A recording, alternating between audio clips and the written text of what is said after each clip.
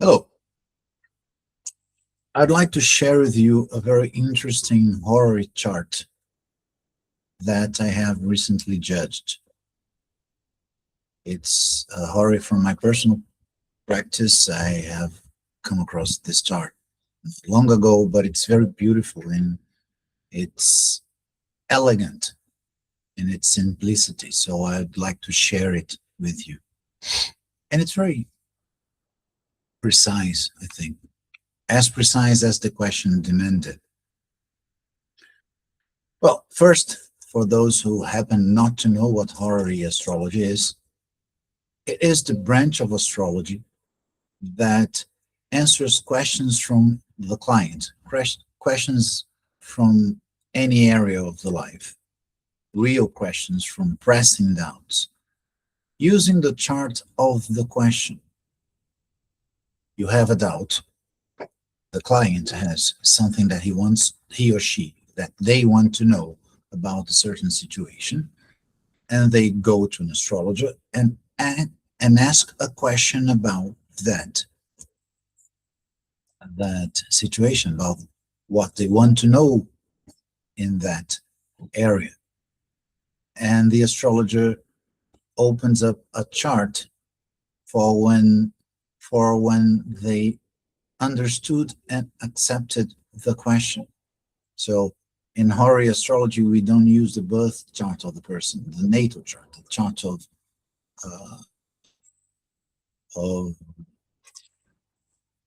the person's birth. It's, in the vast majority of the cases, faster, more precise, and cheaper than a full natal chart analysis. And sometimes it answers things that a natal chart cannot answer, and this is a good example of it. Let me tell you the context. This client of mine, I've known her for a long time. Her husband has been a client and a friend and a student. She had traveled abroad with her parents. They had just checked in the hotel, they had dinner, they relaxed a bit, and they went to sleep. Late at night, her father calls her, nervous, because her mother had disappeared. She said police was already on the case.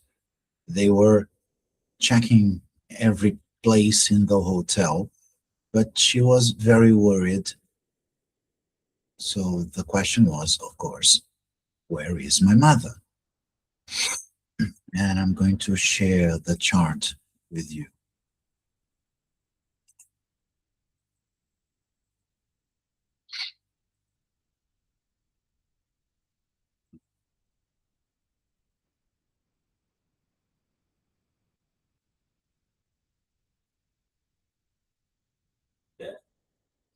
One minute.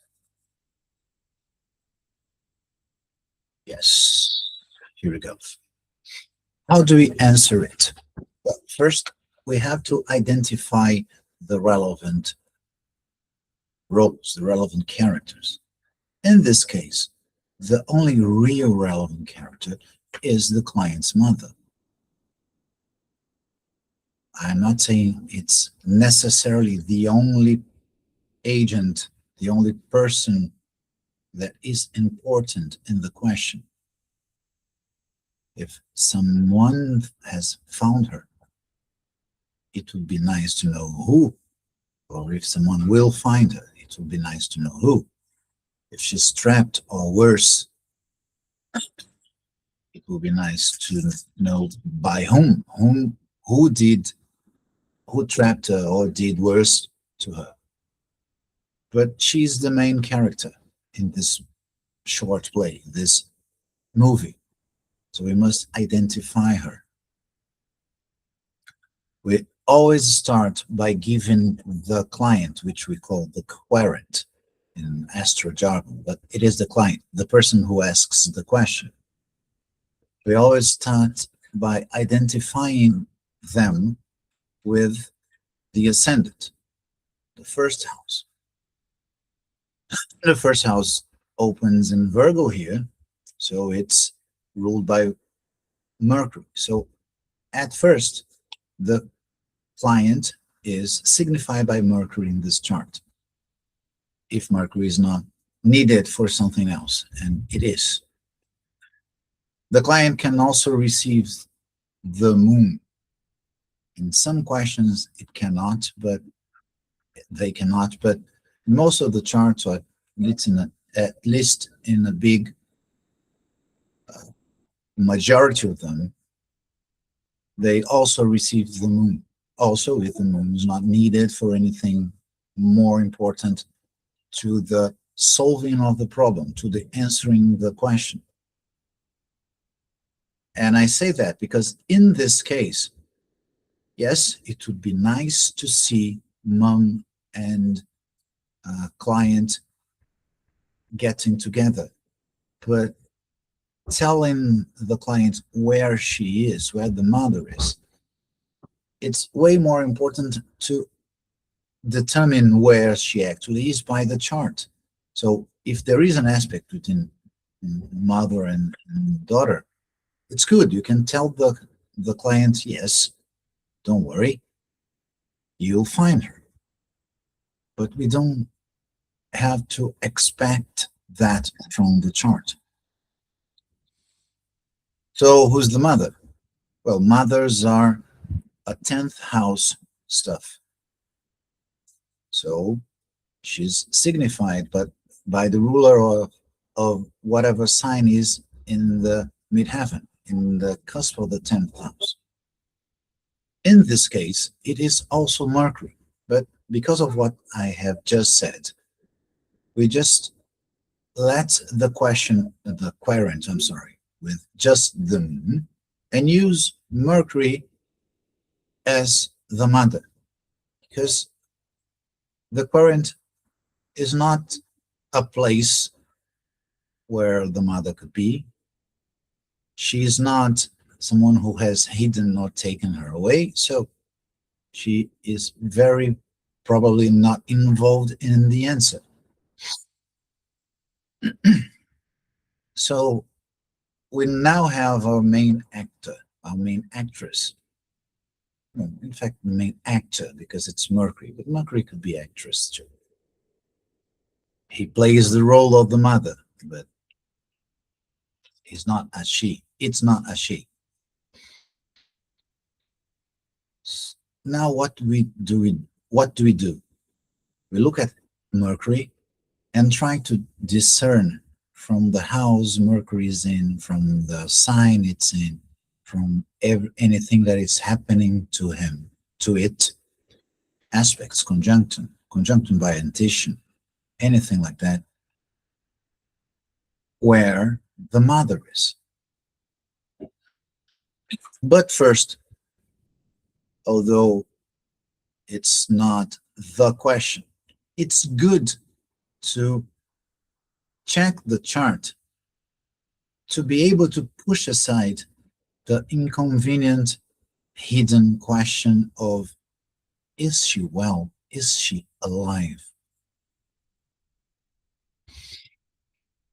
To see if she's alive, you just have to check whether she had previous contact with death or not. Astrologically, death is contact between the planet that means the person and the planet that signifies death. This planet is the ruler of the eighth. But when the client is not asking about themselves, we have to take into consideration the radical ruler of the eighth, in this case, Mars, because the eighth opens in Aries, and the ruler of the turned eighth, the eighth from the 10th, death of mother, which is Saturn, because the eighth from the 10th is the 5th house, which opens in Capricorn. The the ruler of death of the mother is Saturn, the ruler of death is Mars. And there is no previous aspect between any of them and Mercury. Mercury has just entered Cancer. It's faster than both of them, and they're both almost in the middle of their signs. They are both in the same degree, actually. 12 Taurus and 12 Aries. So no contact, a brief glance to see whether any planet could have joined them, joined Mercury and either of them by translation or collection of light, and it doesn't happen.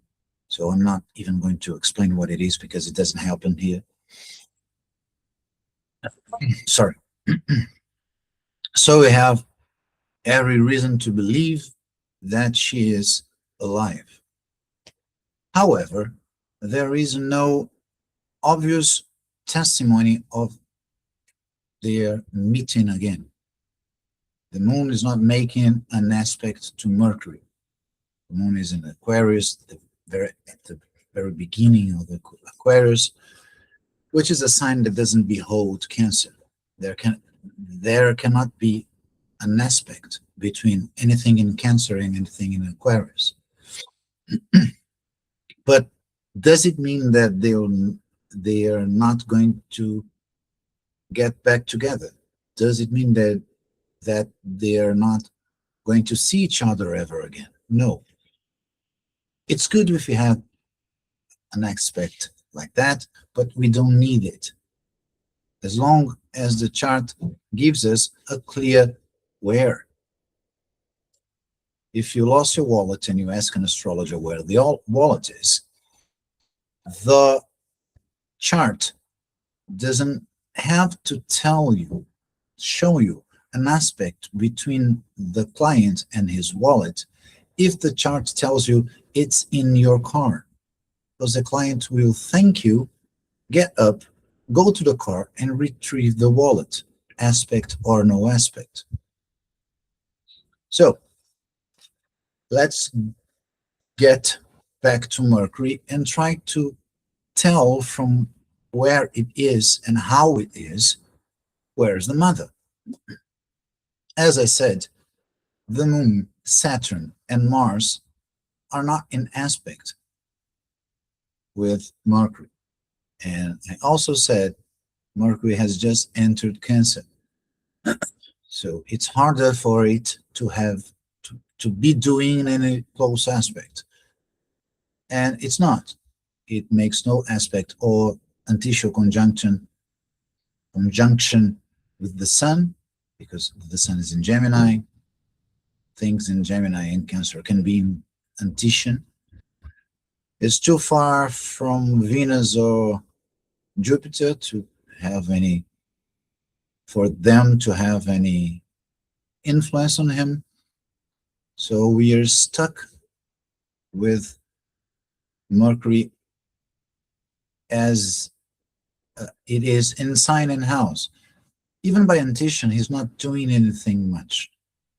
Yes, if you see his antician here, for those who don't know what an antician is, consider it an alternative position, and we find it by reflecting everything in the sky through a axis from zero Cancer into 0 Capricorn. It's like there was a magic mirror here, and everything. This side has a corresponding position at this side at the same distance from the mirror. So Mercury's intention is here, 24 something Gemini. It either doesn't mean anything, or it puts Mercury in the 10th house with more emphasis. But Mercury is already on the 10th house. Yes, when you finally realize where she was, you see that the intention has some meaning here, but we can do without it. So Mercury is in the 10th house. What does the 10th house mean? It could mean, besides mother, of course, it could mean work, authority, uh, a room opposed to the fourth. Um, so many different things, but most of them do not fit the context of a woman who has uh, gone missing in a hotel or in a city she doesn't know. Uh, the client, her daughter, doesn't work there, so work is not a possibility. They're not in the house. There are many things that we can. The authority makes no sense because if she was under the authority power, she would probably have known that by now. But the 10th, as I said in the beginning of the video, is the house of the mother. So the mother is more or less where she should be. It's an indication that she is not far from where she should be.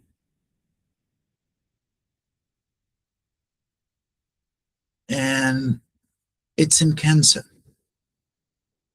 water sign, a sign of water. Water can mean actual water, that thing we drink, we shower with, that runs in rivers, but it could also mean other things. Among them, comfort, comfort, comfortable places, comfortable stuff, sorry. And she being in the 10th house, by antition close to the cusp, but in a different sign from the house, a different sign from the house cusp, because the cusp opens in Gemini and she is in Cancer. It made me think she is almost where she shouldn't be, but not quite. Sorry. I am recovering from a bad cold. And look, Mercury has just entered a nice, comfortable place. The first thing I thought sincerely is it's almost where she should be, and where she should be. She should be in her room.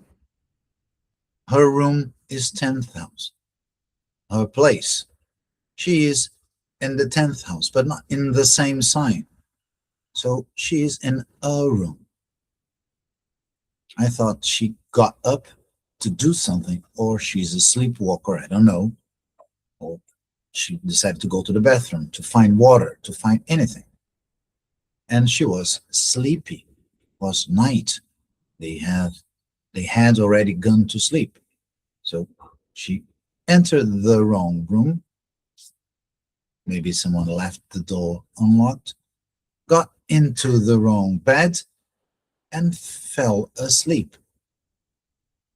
But then I started thinking, this is a bit too much of a fantasy, I think. Yes, the symbols work very well like that. But how probable it is? So I started thinking, what more can it be? Well, it could be water as water. So my second option was,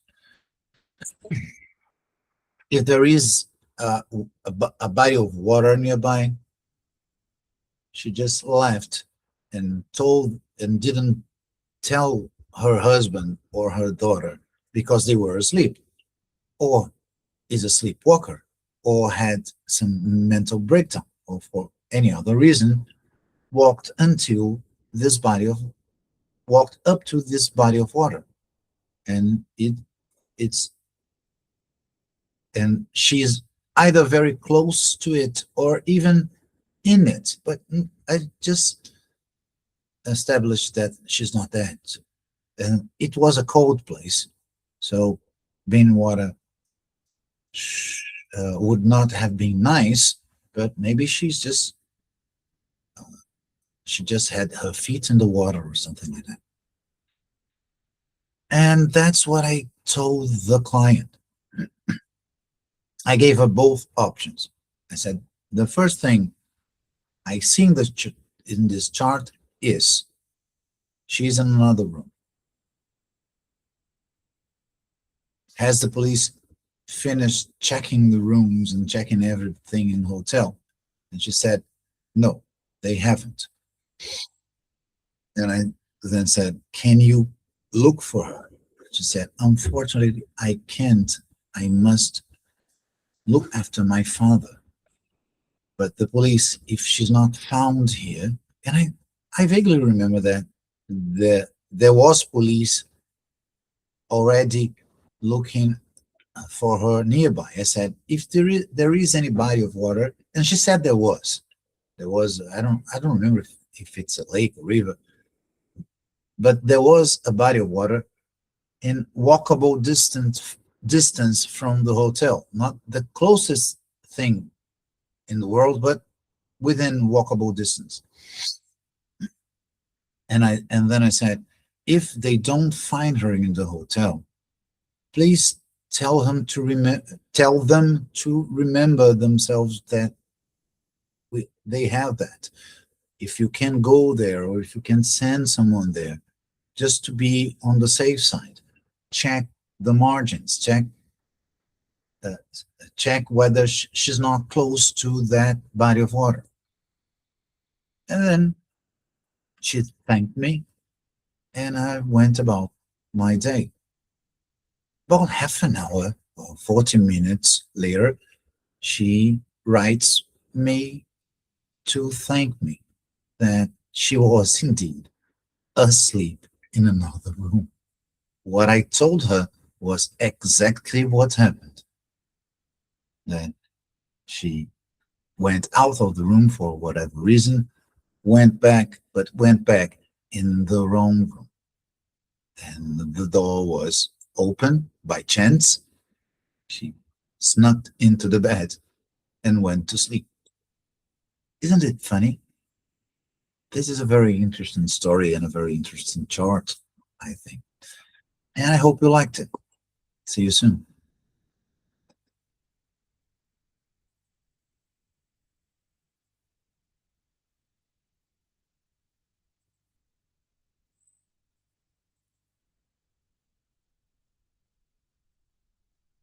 I'm having trouble turning the recording off.